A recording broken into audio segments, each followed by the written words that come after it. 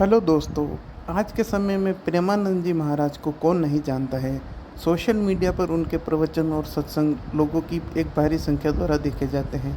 महाराज जी सत्संग और अपने प्रवचनों के माध्यम से भौतिकवादी संसार को आध्यात्मिकता और भक्ति का पथ प्रदर्शित करते हैं। महाराज जी के विचार और सत्संग इतने प्रभावित करने वाले होते हैं कि देश के बड़े बड़े सेलिब्रिटी भी उनके सत्संग में नजर आते हैं। प्रेमानंद जी महाराज के भजन और प्रवचन के साथ साथ राधा कृष्ण व प्रेम लीलाओं की कथाओं उनके द्वारा सुनाए जाने पर सभी भक्त मंत्रमुग्ध हो जाते हैं। प्रेमानंद जी महाराज के प्रवचन अत्यंत गूढ़ ज्ञान के साथ लंबे समाधि वाले होते हैं, जिनका संदेश जीवन की सार्थकता, सुख और शांति की ओर ले जाना है।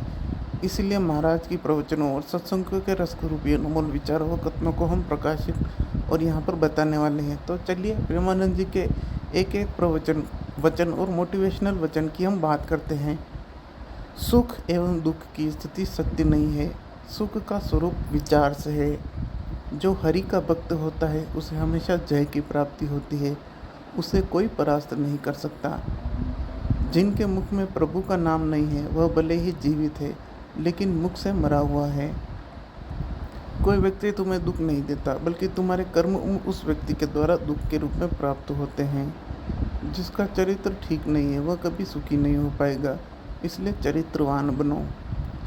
हमें सच्चा प्रेम प्रभु से प्राप्त होता है। किसी व्यक्ति से क्या होगा, कोई व्यक्ति हमसे प्यार कर ही नहीं सकता क्योंकि वो हमें जानता ही नहीं, तो कैसे करेगा। बहुत होश में यह मत सोचो कि कोई देख नहीं रहा है। आज तुम बुरा कर रहे हो तो तुम्हारे पुण्य खर्चा हो रहे हैं। जिस दिन तुम्हारे पुण्य खर्च हुए अभी का पाप पीछे का पाप मिलेगा। त्रिभुवन में कोई नहीं बचा पाएगा। क्रोध से कभी किसी का मंगल नहीं हुआ है, यह आपके समस्त गुणों का नाश कर देता है। कौन क्या कर रहा है इस पर ध्यान मत दो, केवल हमें सुधारना है इस पर ध्यान दो। ब्रह्मचर्य की रक्षा करो। ब्रह्मचर्य बहुत बड़ा अमृत तत्व है। मूर्खता के कारण लोग इसे ध्यान नहीं देते। क्रोध को शांत करने के लिए एक ही उपाय है, बजाय यह सोचने की कि उसका हमारे प्रति क्या कर्तव्य है, हम यह सोचें कि हमारा उसके प्रति क्या कर्तव्य है।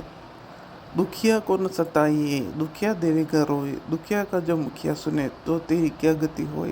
प्रभु का नाम जब संख्या में नहीं डूब कर करो। यदि हम अपने मन को शांत और स्थिर करना चाहते हैं तो एक उपाय है, हम दृढ़तापूर्वक भगवान के चरणों में शरण लें और उनके नाम का जाप करें। तो हमारा ये वीडियो आपको कैसा लगा? नए आए हो तो प्लीज़ चैनल को सब्सक्राइब कर लो। धन्यवाद।